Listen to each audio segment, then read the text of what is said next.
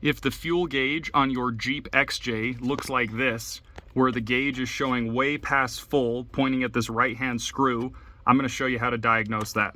All right, the first thing you need to do is get under the back of the Jeep and locate your fuel tank and fuel tank sending unit. Following the wires coming out of the back of the sending unit, trace them down until you find this 3-pin connector. There should be a black, a pink, and an orange wire coming out the side that goes to the fuel tank, and on the other side it will be a pink, a tan, and a black wire. Disconnect this connector, then turn your key to the on position to allow the ignition power. Take your multimeter and set it to DC voltage. Take the leads of your multimeter and connect the red lead to the center pin with the tan wire coming out of it, and your black lead to the bottom pin with the black wire coming out of it. On a properly functioning gas gauge, you should get about 6.5 volts coming through that circuit. If your multimeter reads 0 volts, then remove the ground pin from this 3rd pin connector and find a new ground somewhere on the Jeep. I like to use this bolt that's in line with the front yoke of the drive shaft, and it typically is a good ground if you can clean off any debris that may have accumulated on it.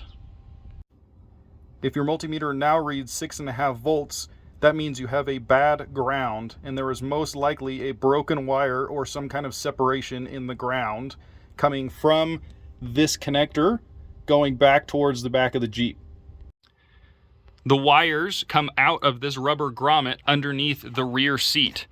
In most Jeeps, if you still have your carpet kit in here, you'll have to peel the carpet back to be able to get to this wire loom and this little grommet back here that has the wires that come through it. In this Jeep, all the carpet's been removed and it's been rhino lined, so it's easier to see the wires. But if we zoom in here, you can see there's the pink, there's the black, and there's the tan wire. Most likely, if there's a break in the wire and you have a bad ground or a bad power wire, which I'll show you momentarily, it probably has broken inside this grommet. This thing vibrates back and forth as the Jeep runs, and over time it will break the tiny copper strands inside the individual wires, causing a failure to connect. The ground for the fuel gauge sending unit comes out of this connection, runs through this wiring harness, splices into this wiring harness, which runs along the side of the Jeep up over the rear wheel well and back towards the back of the Jeep back here. It then emerges through this mess of wires here and is this black wire in this 6-pin connector that goes to your taillights. So this little black wire right here on this 6-pin connector is the ground for your fuel gauge sending unit. To test continuity in your ground wire, disconnect this connector and stick one probe of your multimeter in here to contact this end of the wire, and stick the other one in the connector down below that we were just measuring. This will test continuity from this connector all the way through this wire, down through that grommet, and out to the connector. If there's no continuity there, that means that there's a break somewhere in that wire, and again, most likely it's in that grommet. If you test for power using a different ground by measuring from this center pin to a ground maybe like this bolt on the chassis somewhere, and you still don't have power, that means that there's no power getting to this connector through this tan wire. So then we'll diagnose this tan wire to see if there's a breakage or something that's happened to it somewhere from the front of the vehicle while it brings power to this connector.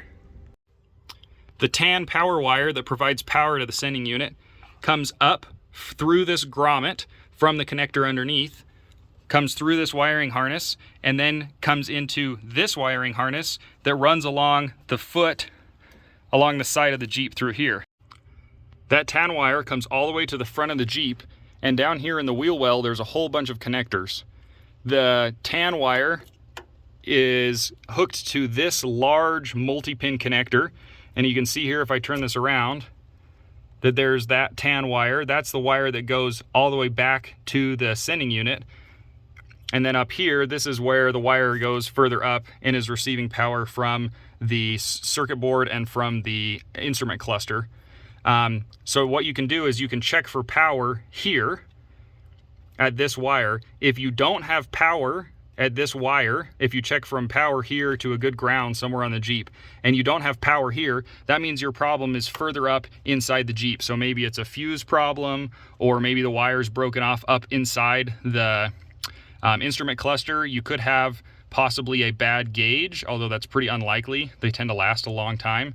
But if you don't have power coming into this wire, then most likely that's the issue, is that there's something further up in this dash that you need to look at. So trace this wire up, and then you can examine the instrument cluster and the fuel gauge.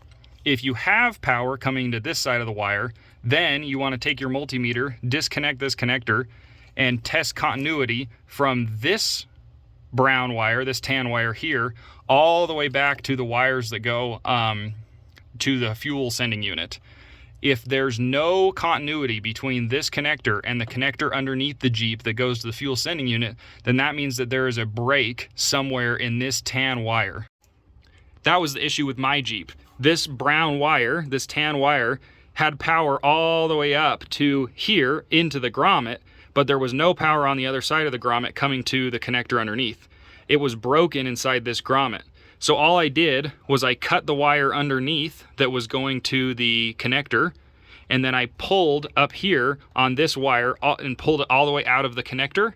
I found the broken piece, I snipped it, and then I used a drill with a tiny drill bit to drill a new hole through this grommet and feed the wire all the way down through, and then splice it back with the wire underneath on the 3-pin connector, and that fixed my issue. So hopefully that helps. If you have any questions, leave them below.